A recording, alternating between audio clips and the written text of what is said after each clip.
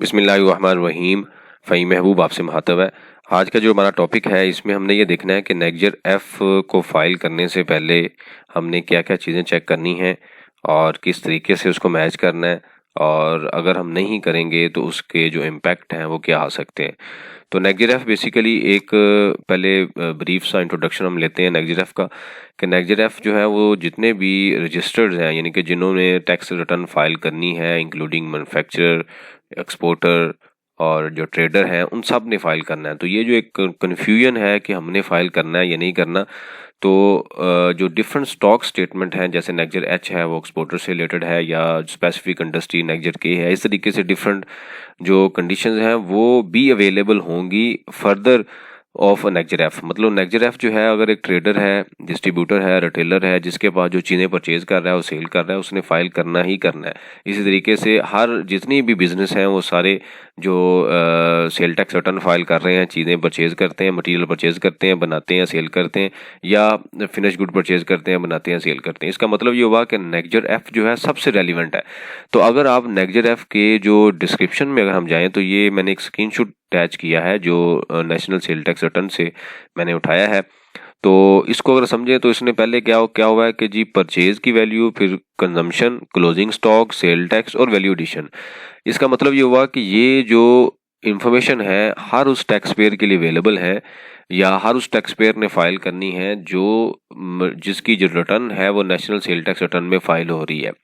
अगर कोई रिटेलर है उसने फाइल करना है, डिस्ट्रीब्यूटर है, होलसेलर है, मैन्युफैक्चरर है, कमर्शियल इंपोर्टर है, एक्सपोर्टर है, क्योंकि परचेज सब ने करना है, सेल सब ने करना है, कंज्यूम सब ने करना है, उसके बाद स्टॉक भी सबका होगा, और अगर उस सेल टैक्स रिलेटेड चीज़ें हैं तो वो भी अवेलेबल होंगी। तो इसका मतलब ये हुआ कि नेक्जर एफ हमने फाइल करना ही करना है जब भी हमने रिटर्न फाइल करनी है। अब आते हैं पॉइंट के नेक्जर एफ को फाइल करने से पहले हमने क्या क्या जो प्री कंडीशंस हैं वो मीट करनी है, ताकि उसकी बेस पे हमें नोटिस ना आए। अब एक चीज़ याद रखें कि नेक्जर एफ की बेस पे हैविली नोटिस आते हैं कि बेसिकली ये एक डिक्लेरेशन है। जैसे हम नेक्जर ए या नेक्जर सी में परचेज या सेल दिखाते हैं, इसी तरीके से हम यहाँ पे स्टॉक दिखाते हैं, अपनी रिकन्सलेशन दिखाते हैं कि मेरे पास इन हैंड स्टॉक ये पड़ा हुआ है।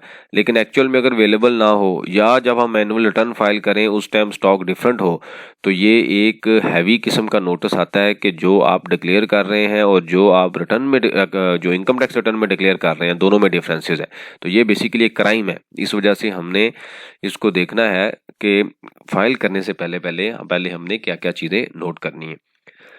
तो अच्छा, ये आपके सामने अगर आप देखें तो मैंने एक फॉर्म बनाया है जो ऑलरेडी इसके ऊपर हम लेक्चर देख चुके हैं, और उसके अंदर हमने देखा था कि नेक्जर एफ को फाइल करने से पहले हमने ये स्टॉक स्टेटमेंट इस तरीके से बनानी है।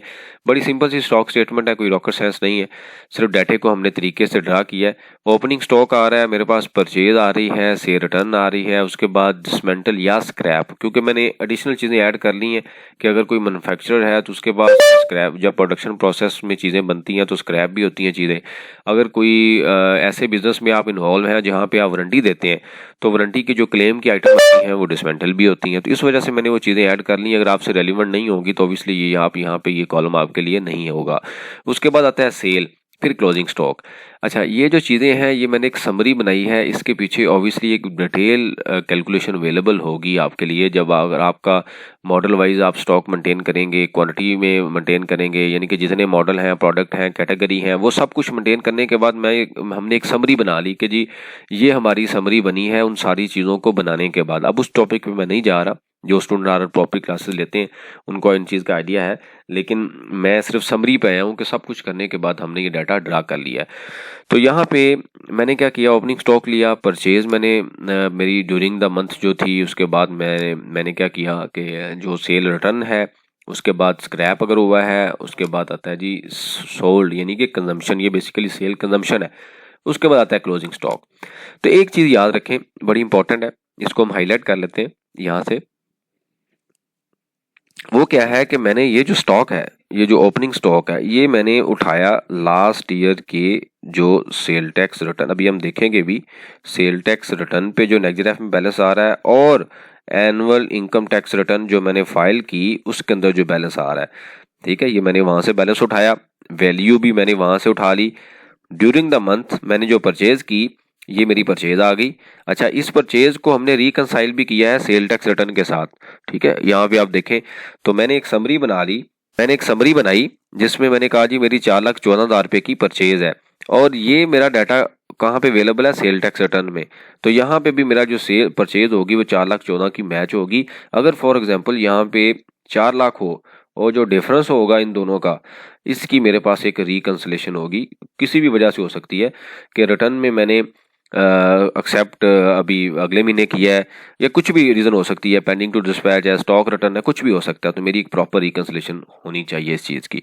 तो बेसिक जो टॉपिक था वो इसे ऑलरेडी हम देख चुके हैं, मैं सिर्फ हाईलाइट कर रहा हूँ चीज़ों को कि 4,14,000 रुपये मेरी परचेज आ रही है सिस्टम में, सॉफ्टवेयर में, बुक्स में और रिटर्न में आ रही है 4,14,000। तो ये क्या है, डाटा मैच है, ये प्री कंडीशंस हैं जो हम मैच कर रहे हैं। उसके बाद क्या हुआ, उसके बाद ये हुआ कि सेल रिटर्न आ गई। कुछ जब बिजनेस में आप चीज़ें सेल करते हैं तो सेल रिटर्न भी आती है, तो मैंने सेल रिटर्न यहाँ पे लिख लिया। उसके बाद कुछ डिसमेंटल हुआ, फिर सेल हुआ। ये बेसिकली क्या है, अच्छा सिर्फ सेल कंजम्पशन नहीं है, कंजम्पशन का जो फार्मूला है ना वो अभी हम नीचे देखते हैं कि क्या फार्मूला है। सिर्फ सेल कंजम्पशन नहीं है, तो ये चीज़ याद रखें कि सिर्फ सेल आपकी कंजम्पशन नहीं है। कंजम्पशन जो हमने यहाँ पे नेगेटिव में इस पॉइंट पे लिखनी है, इस पॉइंट पे ये सिर्फ और सिर्फ सेल नहीं है, कंजम्पशन का एक फार्मूला है वो हम अभी स्टडी करते हैं। ठीक है, अभी उसके बाद आता है जी क्लोजिंग स्टॉक। क्लोजिंग स्टॉक पे हमने क्या किया, ये है फॉर एग्जांपल ए, ये है बी, ये है सी और ये है डी और ये क्या है एफ। तो यहाँ पे हमने क्या किया, यहाँ पे हमने फार्मूला अप्लाई कर लिया। ए यानी कि opening stock plus purchases minus C यानी कि से रिटर्न माइनस ये सॉरी प्लस से रिटर्न। ठीक है, opening stock plus purchases plus से रिटर्न माइनस डी यानी कि स्क्रैप या डिसमेंटल और माइनस एफ यानी कि जो चीज़ें हमने सेल की हैं। तो ये करने के बाद हमारे पास जो स्टॉक आएगा वो क्या आ जाएगा, क्लोजिंग स्टॉक आ जाएगा। ठीक है, अब ये जो क्लोजिंग स्टॉक होगा, ठीक है, ये स्टॉक भी हमारे सिस्टम के साथ मैच होना चाहिए। ठीक है, कि हमारे सिस्टम में और जो रिटर्न में बेसिकली जो सिस्टम का डाटा है वही हम सेल टैक्स रिटर्न में रिपोर्ट करते हैं। तो पहले हम डाटा हम ये डाटा हमने कहाँ से उठाया, सारे का सारा सॉफ्टवेयर का या सिस्टम का या बुक्स का, जो हमारी बुक्स का डाटा है उसको हमने मैच करना है किसके साथ, सेल टैक्स रिटर्न के साथ, यानी कि वही डाटा हमने रिपोर्ट करना है। तो ये जो डाटा अगर क्लोजिंग स्टॉक 2,92,000 आ रहा है तो सिस्टम का भी वही होना चाहिए, रिपोर्ट का भी वही होना चाहिए, सेल टैक्स रिटर्न का भी वही होना चाहिए। ठीक है, अब मैंने पूरा साल इसलिए लिया है ताकि एक क्लैरिटी रहे। लेकिन अगर फॉर एग्जांपल हमने रिटर्न फाइल करनी है जनवरी 21 की या किसी भी एक महीने की, तो ये आप यहाँ तक का बैलेंस लेंगे, प्रोसेस सारा ये है। जैसे जैसे आप अगले महीने में आएंगे अगला बैलेंस ले लेंगे, तो हर महीने एक एक महीने की रिकंस्ट्रक्शन करते करते पूरा एक साल निकल जाएगा। तो इसलिए मैंने पूरा एक साल बना लिया, क्योंकि हमने एक पूरा कॉन्सेप्ट डिस्कस करना है, तो इस वजह से मैंने पूरे एक साल को कंसीडर किया है। अब पॉइंट आता है जी कंजम्पशन की, ये जो वैल्यू अभी हमने यहाँ पे स्टडी किया है ये वैल्यू कौन सी है, ये कहाँ से लेनी है, क्योंकि ओपनिंग परचेज और कंजम्पशन लिखेंगे तो हमारे पास क्लोजिंग स्टॉक आएगा। अब ये जो क्लोजिंग स्टॉक होगा, ये क्लोजिंग स्टॉक बेसिकली हमारा वही स्टॉक होगा जो हमारे पास इन हैंड अवेलेबल होगा। अगर फॉर एग्जाम्पल यहाँ पे हमने 90 मिलियन लिख दिया, एग्जाम्पल है, और एक्चुअल में 100 मिलियन है, तो वो दोबारा हम कहाँ से सेल करेंगे, इस चीज़ की जस्टिफिकेशन क्या है। तो इसका मतलब ये है कि या तो हम स्टॉक को अंडरस्टेट कर रहे हैं या ओवरस्टेट कर रहे हैं, और जब भी हम डाटे को हाइड करेंगे तो ये क्राइम है। तो इस वजह से हमने डाटे को, जो हमारे पास ओरिजिनल स्टॉक है, वो हमने इसके साथ मैच रखना है।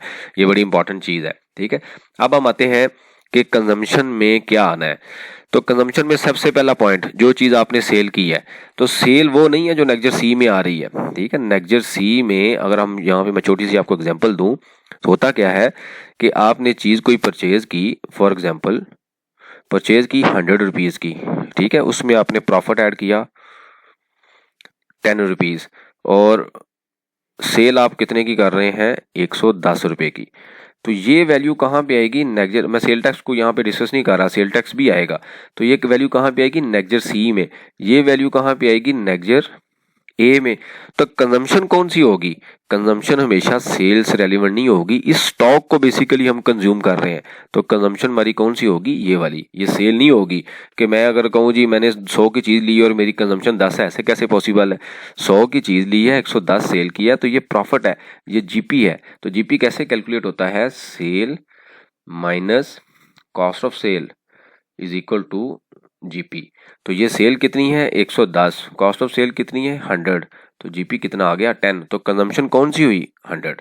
ठीक है। अब कंजम्पशन के अंदर और भी चीजें आती हैं। अब ये देखिएगा जरा कि ये है जी सेल। सेल कौन सी है? कंजम्पशन, यानी कि जो मैंने नेक्स्ट सी वाली नहीं है, जो कॉस्ट से रिलेटेड है, स्टॉक की वैल्यू है वो कितनी है, जो मैंने सेल किया है 2,38,000 की। मेरे पास कुछ स्टॉक रिटर्न भी आ गया, कितना? 30,000 का। मैंने कुछ डिसमेंटल किया, स्क्रैप किया, वो कितनी अमाउंट है? 5 to 8 की। तो मेरी नेट कंजम्पशन कितनी आ गई? 2,13,000 रुपए की। इसका मतलब क्या हुआ? कंजम्पशन कैसे कैलकुलेट हुई? जो आपने चीजें सेल की उसकी सेल वैल्यू नहीं लेनी, कौन सी वैल्यू लेनी है? Stock value. क्योंकि जितने की आपने परचेज की बेसिकली तो आप वो कंज्यूम कर रहे हैं, तो नेक्स्ट सी में तो आप नेक्स्ट सी में सेल दिखाते हैं और उसके अंदर प्रॉफिट भी शामिल होता है। तो इस वजह से हमने वो नहीं लेना। हम क्या करेंगे? सेल में स्टॉक जमा कर लेंगे, ये माइनस कर देंगे से रिटर्न, क्योंकि स्टॉक ने इसको बढ़ाया है। तो कंजम्पशन अगर यहाँ पे 100 थी और मेरे पास 20 की रिटर्न हो गई है, तो मेरे पास कंजम्पशन नेट कितनी आ गई? 80 रुपीज़ की। ठीक हो गया। उसके बाद आता है कि जी डिसमेंटल, अगर आपने डिसमेंटल किया है तो वो यहाँ पे प्लस हो जाएगा, क्योंकि ये भी एक पार्ट ऑफ कंजम्पशन है। स्टॉक से चीज़ निकली है, जो स्टॉक में चीज़ ऐड होगी वो यहाँ पे जमा हो जाएगी, जो माइनस हो रही है, निकल रही है, वो माइनस होती जाएगी। तो नेट कंजम्पशन आपके पास आ जाएगी जी 3,13,000 रुपए की। तो हम क्या करेंगे? ये फिगर यहाँ पे लिख देंगे 2,13,000 रुपया। ये लिखने के बाद हमारे पास क्लोजिंग स्टॉक आ जाएगा। अब ओपनिंग स्टॉक अगर हम यहाँ पे इसको सिर्फ स्टडी करें, एक महीना हम कंसिडर करते हैं। ओपनिंग स्टॉक मेरे पास यहाँ पे आ रहा है 95,000, ठीक है। तो यहाँ पे मैं इसको बल्कि दूसरे पेन के साथ हाईलाइट कर लेता हूँ ताकि स्टडी रहे, ठीक है। अब ये देखिएगा यहाँ पे ओपनिंग स्टॉक है 95,000, ठीक है। मैंने परचेज कितनी, एक महीना कंसिडर कर रहा हूँ मैं, ठीक है। मैंने परचेज कितनी की? 19,400 रुपये की, ठीक है। तो यहाँ पे सिस्टम ऑटो परचेज को कैलकुलेट करेगा जो नेक्स्ट ईयर ए में आ रही है, ठीक है। और आती है कंजम्पशन। तो मेरी कंजम्पशन कितनी होगी? इन इन किस किस को जमा करूंगा मैं? इसको, ठीक है। मैं क्या करूंगा कि ये वैल्यू 11,500 माइनस 19,400 जमा 485, ठीक है। ये मेरी वैल्यू की कंजम्पशन आ जाएगी, ठीक है। मैं दोबारा रिपीट कर देता हूँ। मेरी कंजम्पशन कैसे आएगी? 11,400 माइनस जमा 485, यानी कि जो स्क्रैप है, और माइनस 19,400, ठीक है। तो ये मेरी एक फिगर आती है। फॉर एग्जांपल हम ज्यूम करते हैं, जो 13,000 पे आती है, एग्जांपल है, आप एक्चुअल कैलकुलेट कर लीजिएगा, वो मैंने यहाँ पे लिख देना है। तो जो क्लोजिंग स्टॉक यहाँ पे आएगा वो मैच होना चाहिए किसके साथ? इस वैल्यू के साथ, 1,04,700 रुपया, ठीक है। तो इसलिए वो फाइल बनाना बहुत ज़रूरी है। वो बनाएंगे तो आपको समझ आएगी कि आपका बिजनेस कहाँ पे चल रहा है, क्या इन हैंड है, क्या हवा में बातें नहीं करनी, हवा में फाइलिंग नहीं करनी। और हवा में फाइलिंग करेंगी तो आप नोटिस के लिए भी तैयार रहें। जब नोटिस आएगा तो जवाब नहीं होगा, पेनल्टी होगी, और सारी चीज़ें ठीक होंगी लेकिन रिपोर्टिंग सही नहीं होगी, इस वजह से आपको वो पेनल्टी ठुक जाएगी। तो इस वजह से अगर आप बिजनेसमैन हैं, जॉब कर रहे हैं, कोई भी सिचुएशन में है, तो आप प्रॉपर वर्किंग किया करें। वर्किंग करने से आप में सेल्फ कॉन्फिडेंस आएगा, गलती कम होगी, चीज़ें बेहतर तरीके से मैनेज हो सकेंगी। इससे रिलेटेड कोई क्वेश्चन हो आप कमेंट्स बॉक्स पे मेंशन करें, हम उसको फिर ओपन डिस्कशन करते हैं। अच्छा, अब ये जो सेल टैक्स वाला पार्ट आता है, ये आप कहाँ से उठाएंगे? नेक्स्ट ईयर सी में जो आपने सेल टैक्स चार्ज किया होगा, बाकी वो वैल्यू जो ऑटो कैलकुलेट करता रहेगा। तो ये जो पोर्शन है ये सबसे इंपॉर्टेंट है, इसका हमने कॉन्सेप्ट डिस्कस कर लिया है। इससे रिलेटेड आपके क्वेश्चन हो तो आप मेंशन करें, उसके ऊपर हम ओपन डिस्कशन करते हैं ताकि जो लर्निंग का जो प्रोसेस है ये चलता रहे, जारी रहे। थैंक यू वेरी मच, जज़ाकल्लाह।